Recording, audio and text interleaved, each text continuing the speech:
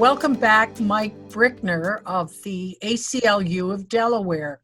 I thought it was important that we speak again following our last conversation, which was kind of a cliffhanger. You and the League of Women Voters here in Delaware had filed a suit to extend the period in which ballots would be accepted after Election Day, postmarked ballots. How did it go? Well, it didn't go the way that we wanted it to. As you know, Delaware has the strict deadline of 8 p.m. on Election Day that all ballots have to be received by the Department of Elections. And what we saw with especially an increase in vote by mail this year, because now Delawareans don't need to have an excuse for this year only to cast a vote by mail. Well, nationally, of course, we are hearing reports that voting by mail is enormously popular. In excess of 80 million people have already voted by mail. But there are a great deal of shenanigans going on, and it varies from state to state with regard to when a vote will be accepted, what happens if it's not accepted. I've heard in some states they'll be set aside if they're postmarked on Election Day, but received after, and maybe later the courts will decide whether they're valid or not. I think I have to feel like we were tipped off with the earlier reports about the cutback in the Postal Service. Unfortunately, we are seeing where these deadlines are playing a major role in very important elections. We saw recently where in Pennsylvania and North Carolina, they are allowing ballots to be counted that arrive a few days after the election. And again, that just makes, I think, perfect sense and is fair because, again, all of those ballots are postmarked before Election Day. There are people who followed the rules. It's just that the Postal Service didn't happen to deliver their ballots in time. But then you see other states like Delaware, but also Minnesota recently, where the courts have ruled in the other direction and have said, actually, people should not have those extra days. And I think that this sort of election dilemma that we're seeing right now, really, it reminds me of back during the 2000 election, where we had a very close election. It all came down to Florida, and there were a lot of election administration problems that happened that came out of that election. Leading to Bush v. Gore, of course. Leading to Bush v. Gore. But what it also led to was it led to the Help America Vote Act, which was major federal legislation that changed the way that we looked at voting machinery, changed the way that voter registration and access to different tools worked. And so, what I would also encourage is that, we want to all get out there and vote November 3rd, make sure that you have a plan to vote. But also what we should start making a plan for is what kind of voting system do we want to have next year? What do we want to push for maybe on the national level? We may have new leadership either in the House, the Senate, and the presidency, and we should be, as constituents, pushing for changes federally to our voting system, and also right here in Delaware to make sure that we have a system that enfranchises people, not disenfranchises them. Mike, help us understand the pecking order of the courts in terms of who has jurisdiction to make these edicts, and then help us understand whether voters have any recourse or not if they feel that they have been discounted, wrongfully discounted.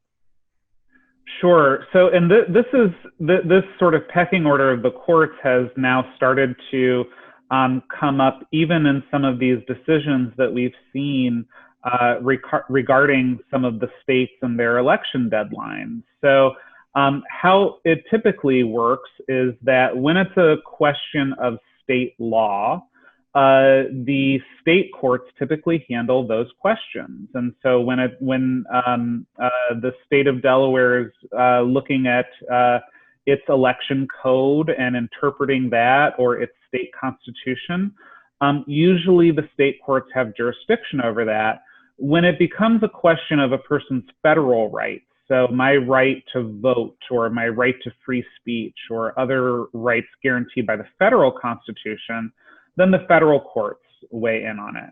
But we have started to see where there have been decisions by state courts that then eventually end up in federal court. For instance, the deadline extension around Pennsylvania, that went all the way to their state Supreme Court, and then the Pennsylvania Republican Party challenged that up to the US Supreme Court. And so federal courts can get involved even when state courts have made decisions.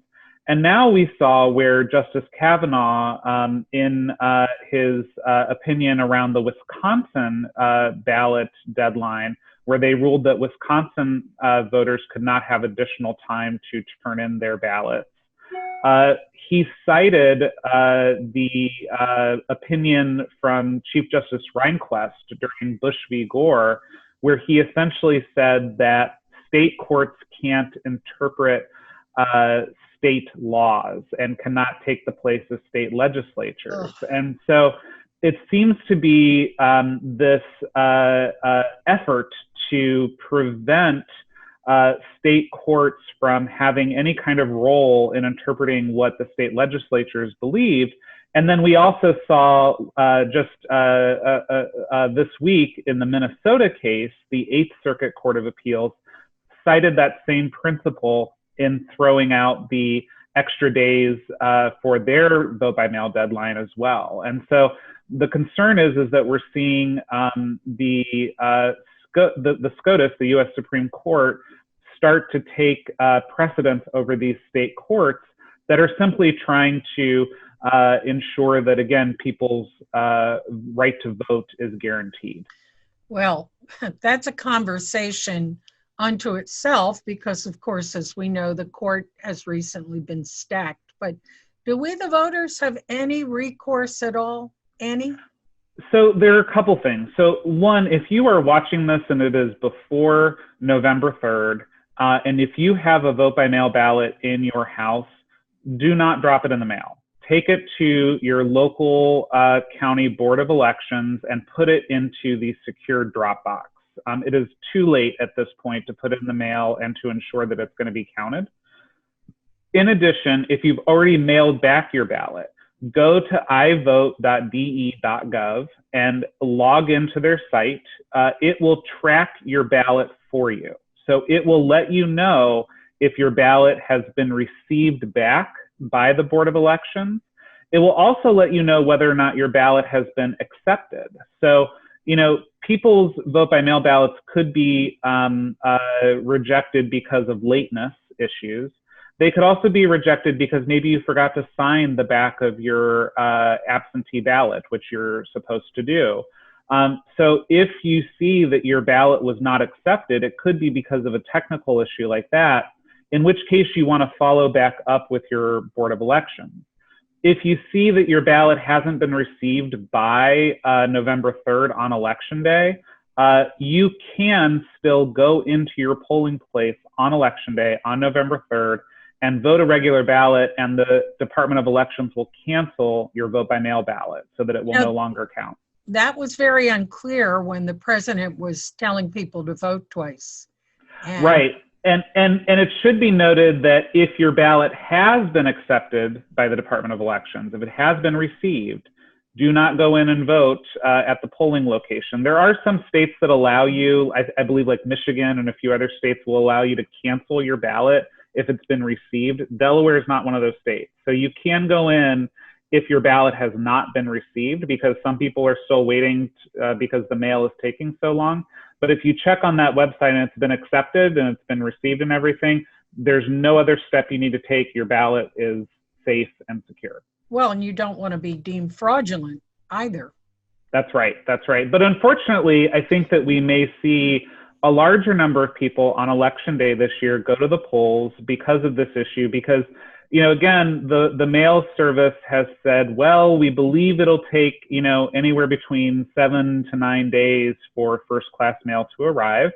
So people may have mailed their ballot a week ago thinking that that was plenty of time, but mail is hard to predict. That sometimes it could arrive a little bit earlier and other times it could arrive a little bit later. And so, I expect that there may be some people who are checking their status on November 3rd, seeing it hasn't been received yet, and are going to be going into the polls to cast their ballot.